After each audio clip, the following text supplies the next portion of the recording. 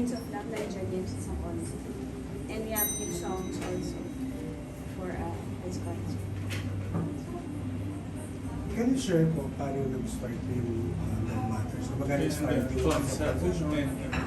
Well, nag-sit down lang kami, tapos parang inisip na ano bang ibang concept naman for Valentine's Day. Kasi usually as we celebrate is yung talagang love for each other, yung talagang puro love, love, love, love, diba? Ito kahit love sa love ng nag-iisa ka lang, meron dyan, love ng meron ng iba yung love mo, ganun, meron din dyan. So iba-iba. Kumbaga we celebrate all types of love on this concert. But minsan pag gusto mo ng Valentine concert, it's all about like love lang, nakahanap ka ng special someone. So ito, iba lang. Magkakaroon mo ba na parang medyo storyline per se yung concert? I think may mga songs pero syempre we do like scripts about it and siguro tatay-tahi na lang din ang songs. Can you tell us a little bit about what kind of music will this be? Will this be more on covers or your originals or a mix of both? Well, sa mga concerts naman din, hindi mawawala yung mga covers kasi yung importante din na that the people could relate to all the songs.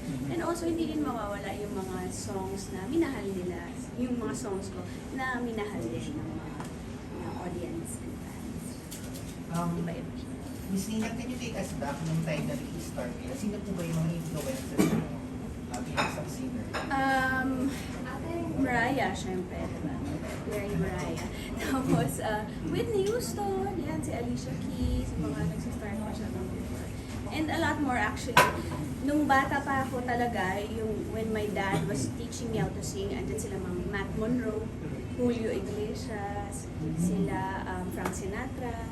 Kasi nung bata ako, kinakanta ko talaga mga panlalaki. Kasi bilang daddy ko nagturo sa akin, ang mga pinifeed niya sa akin is mga panlalaking kanta. So, nagkaroon ako ng sarili kong freedom to choose the songs that I would like to sing. Doon na narinig ko na sila Whitney, Mariah.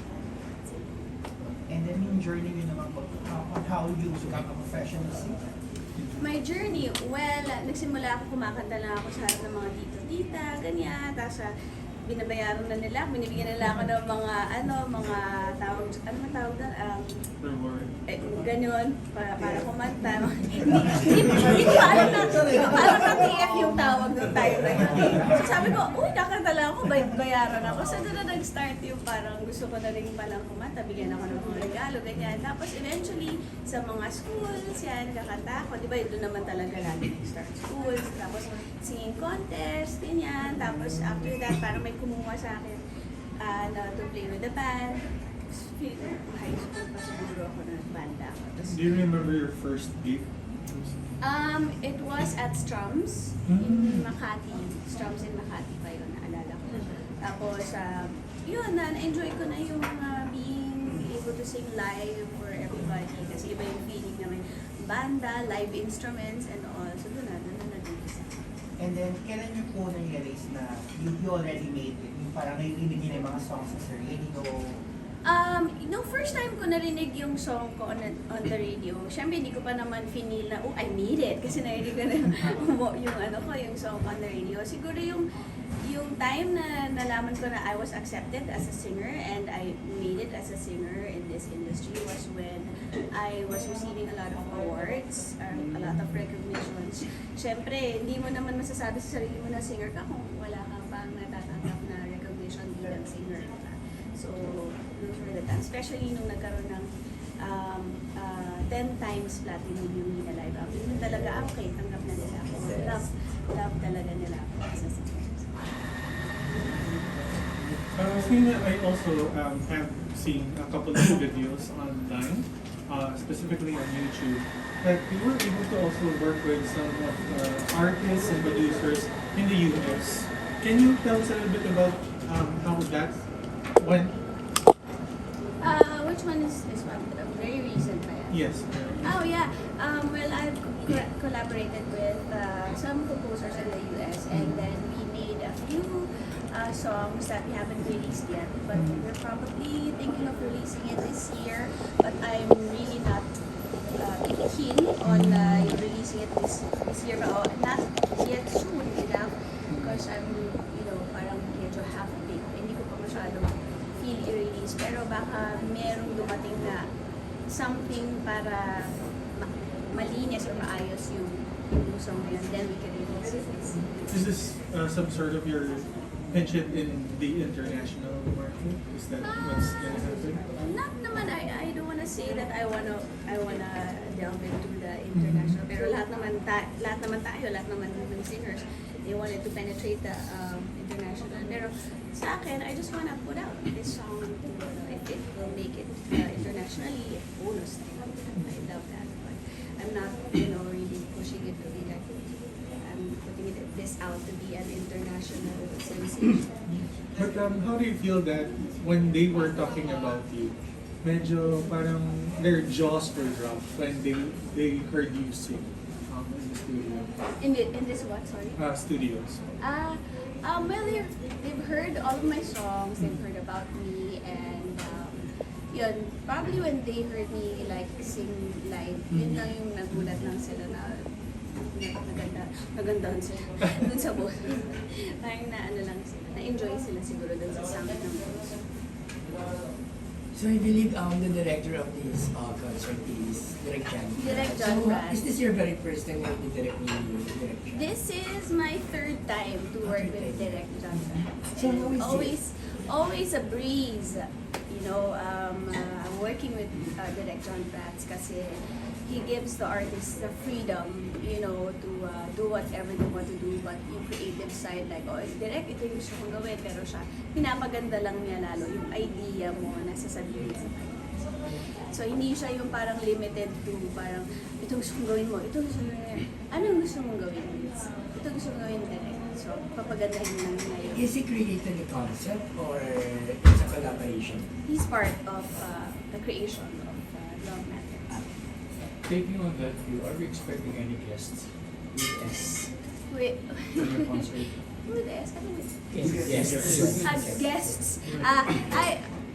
As of the moment, I have one guest, and it's MMG. If you guys know MMG. Yeah. For now. Prior to this concert, ano yung pinagkakabala niyo, Miss Lina? Well, a lot of bar shows, mga special concerts, special shows. So, yun lang naman basically, and some guestings. So, of course, family. So would you say this is your Valentine's concert again for after a few years din, di ba? Well, last year I had a Valentine concert at in Cebu. Yeah, so yeah. After a few years, nag-concert ulit ako sa Cebu last year. Mr. How do you differentiate po yung Love Matters o sa mga other concerts na nagawa niyo? Well, basically, yung Love Matters, yun nga, as I've said a while back, parang it celebrates all types of love. Hindi lang siya yung parang, kasi usually sa mga concerts ko, iba-ibang klase ang mga songs na I interpret. Ito naman parang different kinds of love talaga. So, very different, very Valentine in a different way naman. And then yung collaboration niyo po with Heavenly Desserts, paano pa siya nag-push? Well, Heavenly Desserts kasi I started singing with District 1, and then District 1 is also owned by Chef Jeng. So, Chef Jeng is really, Chef Jeng really loves my songs and my music, and she wanted me to produce a concert for me, and that started like 2 years ago. She did my concert for a very long time, and then yun nga, the Valentine concert in Cebu, and then this one. Dapat yung birthday concert ko last year, siya din ang gagawa, kaso naunahan siya ng ibang producer, kaya hindi na nagawa. So, Wala sa lang po. Sa mga original songs. kahit hindi last, okay lang. Sa mga original song po ninyo, Miss Lina, ano po yung hindi dapat mawawala every time na nagko-concert? Sa pagkakalam ko, I think it's Jealous, Someday, And, syempre, hindi original Love Moves, pero Love Moves kailangan nandoon. Foolish Heart, I think. Ano pa ba? Through the Fire. Sino may favorite? Sige nga, sample. Ay, Parang nagbibigay ng sample. Oo, kailangan Mamaya si mag-sample. Christina na lang. Sabay Dance bumalik move sa pa akin. yan. Yun. So, yung mga yun. I love you, goodbye. Yan, mga ganyan, di ba? Yung mga hindi